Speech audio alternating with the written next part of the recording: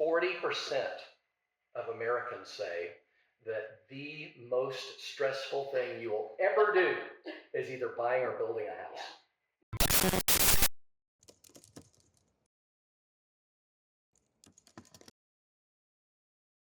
We are really fortunate today to be here with real life YouTube stars. I love it.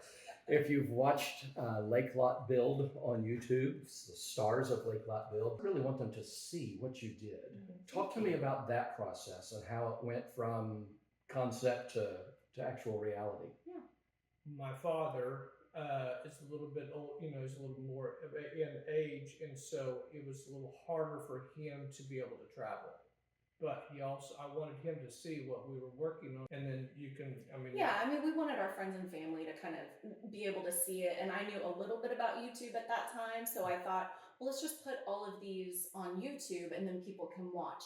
And it was kind of a fluke because I thought, well, I'll just go ahead and set it up correctly. I'm not going to use my private account. I'll just go ahead. We'll make a cute little name for it. We'll set it up, and we'll just put the videos out there. And so we had a video that basically went viral. It was the light deck garage floor.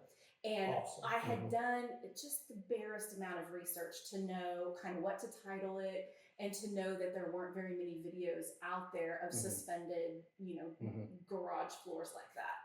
And so that one hit 100,000 views really quickly, and boom, we were monetized. And so it was kind of a fun process from there, being like, oh, people are watching, people are commenting, like, this is kind of wild. And then I feel like the production value got a little bit better. I learned how to edit a little bit better. We started, then we paid somebody to make us a little logo and, kind of intro song and went from there. But it really started as a way for our friends and family to be able to watch. Yep. And then we had our viral moment and our viral video, and then we were off to the races. This is a house that we did the walls and the dry-in package for in 2021? Yeah. Okay. Yeah. And so we wanted to come down because we just rarely get a chance to see a finished project. Yeah. When we leave, it's foam. Yeah. And I think it's gorgeous. Okay, but everybody wants to cover it up. So we wanted to come back and talk to you guys and talk to you about the experience, talk to you about what you would do again, what you wouldn't do again, those types of things. And so we're really just kind of let it go. Sure. And my first question to you would be, why ICF? For me, I'm in the industry, in the construction industry. And so when I was in college, so this would have been probably 1995-ish, 1993, somewhere right in there, ICF had really started to show up. Went to the National Home Builders Show in Las Vegas and saw it. And so I thought, man, what a great idea. You have the structural integrity of concrete, rigidity of it, but then you have the insulation. I had built houses, and then you have your footer, and then you have your wood wall, and then you got to put the the sheathing, and then the insulation, and then the other sheet. Like, there were so many steps. It sped it up, but two, it just made it. It was so strong, so quiet. I just thought that was a great idea. Being a kid from Oklahoma, where we have tornadoes, then I had seen the destruction of true damage of like an F5 tornado. We saw the damage of those, and so that is what started for us. So from the 1990s, when you first experienced it, you saw it, you thought, this is the coolest thing I've ever seen. Yeah. Okay, wait a minute, John. Yeah. 2021. Exactly. So it did. So, life happens, and, you move into a house and then move to another house. We moved overseas. The time for us to build our own house did not present itself until we moved back to the United States in 2016. Yeah. And I was never sold on building our own house. My parents built their own house. Your parents have built their own house. And you always hear the horror stories of building, and it's like, oh, it's nothing but problems. And so for me, I was never sold on this idea until we found, this lot, and we realized, okay, we're going to build. So you had a long journey, 20 plus years of researching ICF, wanting ICF, dreaming about ICF, all that kind of stuff. Yep. And then you finally decided to pursue that ultimate goal of building an ICF house? And it wasn't me, it was Leslie. Really? Yeah. Okay. Yeah. Yeah. Well, we found this lot. We knew we wanted to build on this lot. And then that was right as COVID was starting to happen, right? 2020. And so we started seeing lumber prices just skyrocket. And John started talking about ICF again. He's like, well, I've always wanted to do ICF. And, you know, I'm a girl from Oklahoma as well. And so I saw all the benefits that we had discussed about ICF. And I didn't know anybody because we had just moved back. We don't know anybody, you know, here. And so a simple Google search and you came up and I'm like, there is a guy in our own backyard that does this. And that was the phone call to you.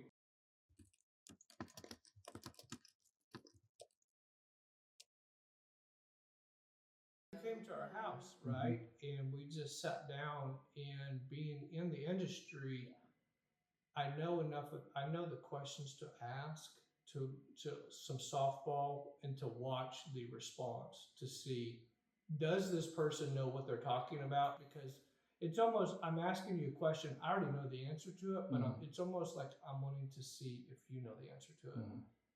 And I knew the answers to it. Having that conversation, but in the first 15 minutes of speaking with you, I was like, well, this is the guy. The innovativeness and the research that you did, that you already had knowledge of, that had surpassed me in being in the industry for, at that time, almost 25 years, 30 years, was really admirable. For me, it was really cool, right? I was like, I could really hitch my wagon to this guy because I'm really going to learn a lot. I just trusted you because you're the one for like stuff like that. I mean, you're in the construction industry. When you were like, David's the guy, I'm like, okay, David's the guy. Yeah, I mean, I was like, who can do the shop and compare bids and all that stuff? But I was like, no, he knows what he's talking about, right? And that was, for me, was just that level of comfort that I already had with it. And plus we hit it off. I mean, we could talk shop, and it was really nice to be able to talk with somebody about, I always wanted to do it. You're already doing it. I'm fascinated by the whole process of it. It was gelled right then. So when you decided, okay, I want to have this guy tell me what this house is going to cost, can you remember that far back about the bidding process or the estimating process, what we went through to get you a number? I mean, you know, I'm fortunate because that's part of my job, either project management and estimating. Like, I could clearly tell if your numbers were inflated or if these were real numbers. And then, you know, you can use, the internet's a really good tool to test, you know, concrete prices and square foot prices and just square footages and things like that. If you make sure and compare apples to apples on it. And the numbers that you gave me were exactly almost within 1% of the numbers that I had done myself, my homework, which was also another way of making me feel very comfortable that, one, I wasn't getting taken advantage of, two, you knew exactly what you were doing, three, that you had a good profit margin so that your guys, that, you know, that corners wouldn't be cut. So we hit right in that sweet spot. And any of the questions that I had, you had the answers, which told me that you put a lot of thought into it, of all the homework that you did off of 11 by 17 drawings that probably, if I were in your shoes, I would be like, we need a better set of drawings like this. But we talked enough that we both had the same vision, and it didn't take a lot of actual paperwork to get to the same place because you and I had gelled so well. Well, so there's an estimate number for you that you felt comfortable with. Absolutely. What about the finished product? Once we said it's going to cost this much, and then I gave you an invoice. Was it, so many horror stories that you hear of builders saying it's going to cost this much money, and then the invoice comes in, and it's like, what happened here? No, we were within even taking everything into consideration during COVID, right? Where we couldn't find flooring, where we couldn't get rebar, where we had to switch to different, like all of those, and we were within 7%. I mean, that's awesome. Taking all that into consideration, we we did a really good job together, right? That we came in exactly where we wanted to be. So a lot of people ask me when they're building an ICF house and they're talking about, well, it's going to be concrete walls. Yeah. You can never make a change. Oh. You could never alter this. You could never. Right. I mean, we did some pretty major alterations. Yes. Absolutely. And Yes. so talk to me about making changes. In the original drawing, this was a single pitch Yeah. with mansard, or not mansard, but clerestory windows. Yeah, and, absolutely. Right. yeah, kind of this kind of a look. And when we were pouring the light deck out in the garage, the way that I recall it is all of a sudden right. I see these gears start turning in your head, and you saying, "Could I do this on my roof?" And I said, "Yes, you can. You know, light deck's an incredible product. It's span 50 feet, and all that kind of stuff."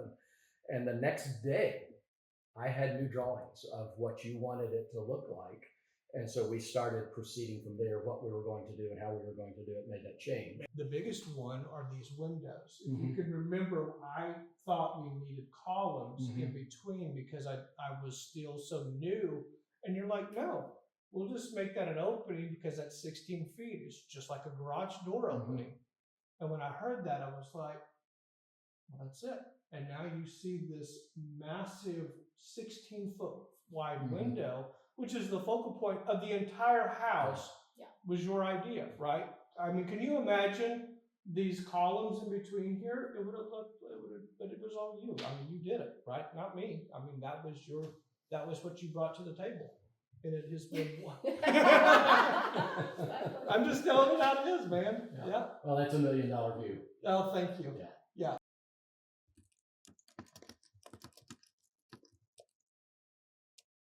I'm super frugal. I mean, I kind of am like the money person in the family.